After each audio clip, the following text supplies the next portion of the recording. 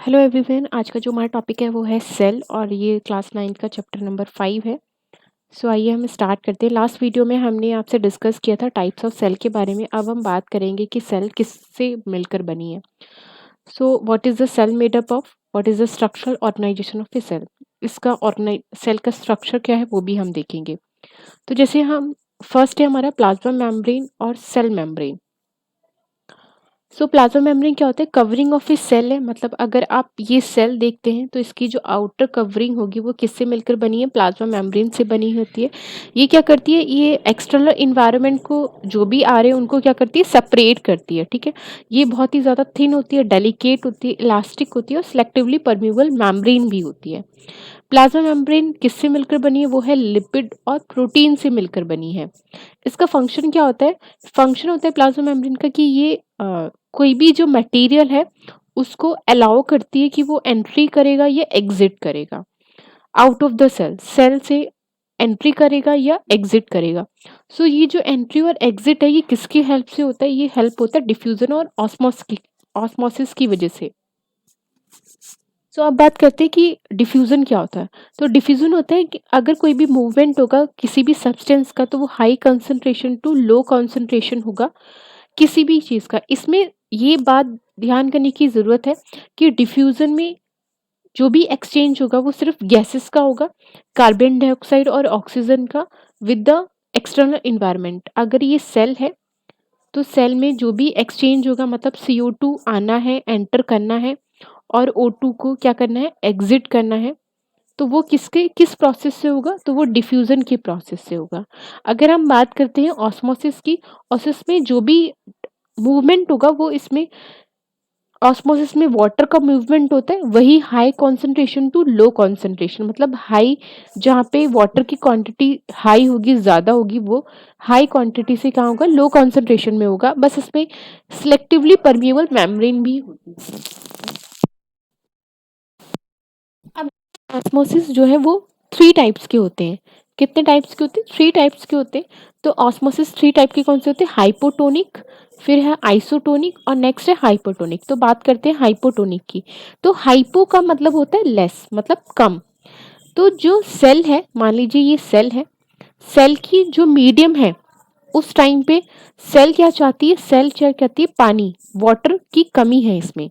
ठीक है, हाइपो का मतलब है कि कम। इसमें हमने ऑस्मोसिस की बात बताई थी कि इसमें वाटर की मूवमेंट होती है। तो उसमें वाटर की मूवमेंट होगी मतलब सेल में क्या है? पानी की कमी है। तो वाटर क्या होगा? वो वाटर क्या करेगा? एंट्री करेगा। इसलिए बोला है कि सेल गेन्स वाटर। सेल को क्या चाहिए? पानी चाहिए। Medium the surrounding cell has higher concentration. जो मीडियम है जहाँ पे सेल प्रेजेंट है वहाँ पे क्या है? वाटर की क्वांटिटी क्या है? ज़्यादा है। तो हमने बताया था कि कैसे मूवमेंट होगा? High concentration to low concentration. तो हाइपोटोनिक उसे कहते हैं कि मीडियम में क्या है? वाटर की क्वांटिटी ज़्यादा है और सेल में क्या है? कम है। तो high concentration to low concentration कहेंगे, इसी को क्या कहते हैं? हाइपोटोनिक। हाइपो का मतलब है कि यहाँ पे सेल के अंदर क्या है? वाटर की क्वांटिटी कमी है। आइसोटोनिक का मतलब है, आइसो का मतलब है इक्वल, सेम अमाउंट में। तो सेल में क्या है? वाटर की क्वांटिटी और सेल के आउटसाइड वाटर की क्वांटिटी क्या है? सेम है। ठीक है, मतलब इक्वल है। The cell maintains same water concentration as the cell water across the cell membrane in the both direction. मतलब कि दोनों में क्या है? वाटर की क्वांटिटी सेम है अगर मीडियम की बात करेंगे और सेल के अंदर की बात करेंगे। अब बात आती है हाइपरटोनिक की। हाइपर का मतलब होता है ज्यादा, मोर। तो इसका मतलब ये है कि अब क्या है कि सेल के अंदर वाटर की क्वांटिटी क्या है? ज्यादा है। यहाँ पर क्या है? वाटर की क्वांटिटी क्या है? H2O मतलब वाटर। वाटर की क्वांटिटी ज्यादा है और मीडियम में क्या है? वाटर की क्वांटिटी क्या है? कम है। तो मैंने बताया था कैसे मूवमेंट होगा? High concentration to low concentration. तो सेल लूजेस वाटर। अब क्या कहिए कि सेल क्या है? लूज करेगी पानी को। ठीक है, दिस इज मोर इम्पॉर्टेंट, ये एग्जाम में पूछा जाता है। अब बात करते हैं सेल वॉल। सेल वॉल क्या होती है? बहुत ये non living cell, non living जो मटेरियल होते हैं उसमें पाई जाती है। ये बहुत ही थिक होती है, मोटी होती है और परमेबल मेम्ब्रेन, जो परमेबल मेम्ब्रेन थी मेडअप किससे होती है? सेलुलोज से मिलकर बनी होती है ये सेल वॉल। और ये प्लाज्मा मेम्ब्रेन की आउटर सेल वॉल होती है। The cell wall lies outside the cell membrane. मतलब कि ये मान लीजिए सेल है, यहाँ पर क्या होगी? सेल प्लाज्मा मेम्ब्रेन होगी और इसकी भी आउटर कवरिंग क्या होगी? वो क्या होगी? सेल वॉल होगी। तो एक तो ये बात हो गई, और दूसरा काम होता है इसका कि ये क्या करती है, osmosis. When a plant when a living plant cell loses water through osmosis, जब ऑस्मोसिस होता है, मूवमेंट होता है वाटर का, तो श्रिंकेज और कॉन्ट्रैक्शन जो भी प्रोवाइड करती है सेल वॉल ही प्रोवाइड करती है, और इसी फेनोमेनन को क्या कहते हैं, प्लाज्मोलाइसिस कहते हैं। कहने का मतलब है कि ऑस्मोसिस के थ्रू श्रिंकेज होगा, श्रिंकेज का मतलब है सिकुड़ना, और कॉन्ट्रैक्शन होगा मतलब फूलना। तो ये जो कॉन्ट्रैक्शन और श्रिंकेज होगा, ये क्या होगा, प्लाज्मोलाइसिस की वजह से होगा। जब सेल, जो वाटर जो है सेल के अंदर जाएगा, अंदर जाएगा तो सेल क्या हो जाएगी, कॉन्ट्रैक्ट हो जाएगी, स्वेल हो जाएगी। अगर वाटर जो है बाहर आएगा तो सेल क्या हो जाएगी, श्रिंकेज हो जाएगी। इसी फेनोमेना को क्या कहते हैं, प्लाज्मोलाइसिस कहते हैं। नेक्स्ट है आपका न्यूक्लियस। न्यूक्लियस को हम क्या कहते हैं, brain of a cell. Brain of a cell मतलब कि ये बिल्कुल ही सेंटर पे प्रेजेंट होता है, और ये डबल वॉल्ड स्ट्रक्चर होता है। डबल न्यूक्लियस के डबल वॉल्ड स्ट्रक्चर को हम क्या कहते हैं, न्यूक्लियर मेम्ब्रेन कहते हैं।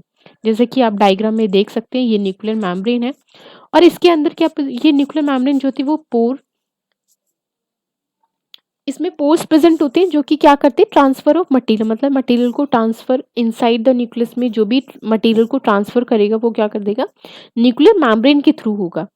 अब है न्यूक्लियस क्या क्या कंटेन करती है, न्यूक्लियस के अंदर क्रोमोसोम होता है जो कि रॉड लाइक स्ट्रक्चर होते हैं। ये आप देख सकते हैं, ये क्रोमोसोम है, ये रॉड लाइक स्ट्रक्चर होते हैं जो कि सेल को क्या करते हैं, डिवाइड करते हैं आगे। क्रोमोसोम और क्या करती है, inheritance contain the information of inheritance of A feature. Inheritance का मतलब है जो भी, जो मटेरियल है वो क्या होते हैं, पेरेंट्स से नेक्स्ट जनरेशन में ट्रांसफर होंगे, वो किसके थ्रू होते हैं, क्रोमोसोम के थ्रू ही होते हैं। नेक्स्ट जनरेशन में लिखा भी है, from parents to next generation in the form of a DNA, मतलब क्रोमोसोम में ही डीएनए प्रेजेंट होता है। तो फिर वो क्या करते हैं, जेनेटिक मटेरियल है वो ही डिसाइड करता है कि पेरेंट से प्रोजेनी में क्या होगा, ट्रांसफर होगा। और chromosome are composed of DNA and protein. और क्रोमोसोम किससे मिलकर बना है, डीएनए से और प्रोटीन से। ये फंक्शनल जो सेगमेंट होते हैं डीएनए के, मान लीजिए ये डीएनए है और इसके दो सेगमेंट होते हैं, एक तो ऊपर वाला पार्ट है, एक नीचे वाला पार्ट है, तो इसी को हम क्या कहते हैं, जीन्स कहेंगे। क्या कहेंगे, जीन्स कहेंगे। तो नेक्स्ट है साइटोप्लाज्म। साइटोप्लाज्म क्या होता है, फ्लूइड कंटेन करता है, फ्लूइड होता है प्लाज्मा मेम्ब्रेन में। और क्या होता है, ये सेल ऑर्गेनल के पार्टिसिपेट करता है, और हर कोई सेल ऑर्गेनल क्या होते हैं, डिफरेंट डिफरेंट परफॉर्म करते हैं फंक्शन को। अब बात आती है सेल ऑर्गेनल। सेल ऑर्गेनल कौन से होते हैं, तो सेल ऑर्गेनल होते क्या है, तो सेल ऑर्गेनल जो होते हैं वो, every cell has membrane around it keep contain separate from a external environment. मतलब हर कोई अपना अपना ऑर्गन होता है और ये सेपरेट होते हैं एक्सटर्नल इन्वायरमेंट से, बाहर के इन्वायरमेंट से। दिस डिफरेंट, और ये जो जो भी ऑर्गन होंगे वो अपना डिफरेंट फंक्शन करेंगे, इसी को हम क्या कहते हैं, सेल ऑर्गेनल कहते हैं। अब बात करेंगे सेल ऑर्गेनल कौन कौन से होते हैं। तो सेल ऑर्गेनल में सबसे पहले है एंडोप्लाज्मिक रेटिकुलम। एंडोप्लाज्मिक रेटिकुलम को और क्या कहते हैं, चैनल नेटवर्क फॉर ट्रांसपोर्ट, मतलब चैनल है, ये ट्रांसपोर्ट करता है। अब आता है कि ये एंडोप्लाज्मिक रेटिकुलम जो है, ये नेटवर्क, मेम्ब्रेन बाउंड ट्यूब्स होते हैं, मतलब नेटवर्क होते हैं, कनेक्शन होता है सबका, सब चीज़ों को ये ट्रांसपोर्ट करता है सेल में। ये ट्यूब लाइक और राउंड स्ट्रक्चर का होता है।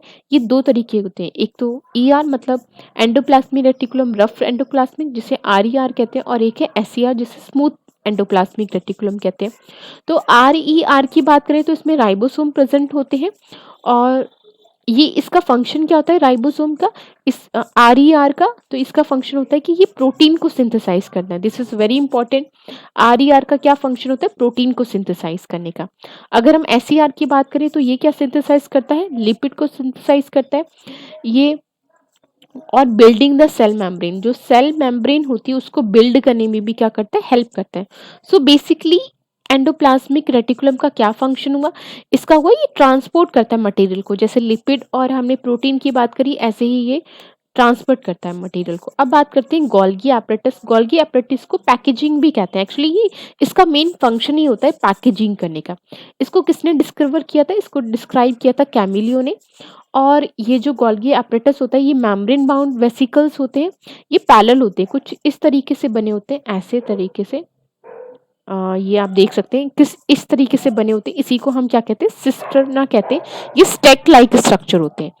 और बात है कि ना ये ईआर से क्या होते हैं, कनेक्शन में होते हैं। कनेक्शन इसलिए होता है कि ये ना गोल्गी एपरेटस ईआर के कनेक्ट होता है, जिससे क्या होगा, ये ना ट्रांसपोर्ट कर सके मटेरियल को।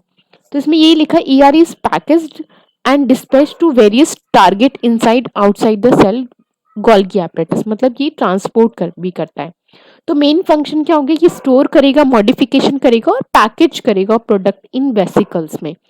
अब बात करते हैं लाइसोसोम। लाइसोसोम को हम सुसाइडल बैग्स भी कहते हैं और क्लीननेस ऑफ सेल भी कहते हैं। लाइसोसोम को डिस्पोजल भी कहते हैं। डिस्पोजल का मतलब है वेस्ट मटेरियल। ये क्या करती है, सेल को क्लीन करने का काम करती है। कैसे, ये डाइजेस्ट कर देती है फॉरेन मटेरियल, मतलब जो बाहर के जो वेस्ट मटेरियल आ रहे हैं उनको क्या कर देगी, डाइजेस्ट करेगी। अब फॉरेन मटेरियल क्या होता है, एंटर करेंगे। कौन कौन से फॉरेन मटेरियल एंटर कर सकते हैं, जैसे बैक्टीरिया हो गए, फूड हो गई, और भी जो पुराने सेल ऑर्गेनल हैं उनको क्या कर देगी, लाइसोसोम ब्रेक कर देती है स्मॉल पीसेस में। अब ये ब्रेक कैसे कर पाती है स्मॉल पीसेस में, इनके पास क्या होती है, पावरफुल डाइजेस्टिव एंजाइम्स होती हैं, जो कि क्या कर देते हैं, इजिली क्या कर देती है, ब्रेक करने में क्या कर देती है, हेल्प कर देती है। सो इनकी नॉर्मल कंडीशन में क्या करती है, सेल गेट्स डैमेज, जब डैमेज हो जाती है तो लाइसोसोम उसको क्या कर देती है, बर्स्ट कर देती है और एंजाइम के थ्रू क्या कर देती है, इसको डाइजेस्ट कर देती है। इसी को हम क्या कहते हैं, सुसाइडल बैग्स, मतलब खुद ही इसने क्या कर दिया, अपनी सेल को क्या कर दिया, डाइजेस्ट कर लिया। ठीक है। अब बात करते हैं माइटोकॉन्ड्रिया की। माइटोकॉन्ड्रिया को हम क्या करते हैं, power house of the cell कहते हैं। Power house of the cell कहते हैं इसको। और ये एनर्जी क्या करते हैं, एनर्जी इसमें रिलीज होती है माइटोकॉन्ड्रिया में। किस फॉर्म में एनर्जी रिलीज होती है, एटीपी की फॉर्म में रिलीज होती है, एडिनोसाइन ट्राइफॉस्फेट जिसे कहते हैं। अब एटीपी है क्या, एटीपी को और क्या बोलते हैं, एटीपी को बोलते हैं energy currency of the cell. This is more important.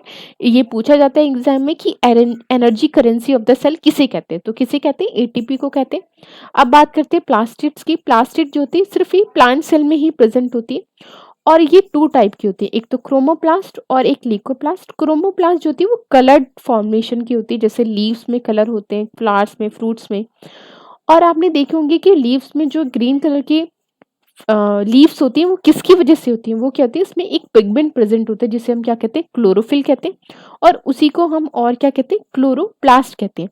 जो ये ग्रीन कलर किस लिए होते हैं, जो कि ये कौन रिस्पॉन्सिबल होता है इस प्रोसेस के लिए, तो फोटोसिंथेसिस रिस्पॉन्सिबल होता है इस प्रोसेस के लिए।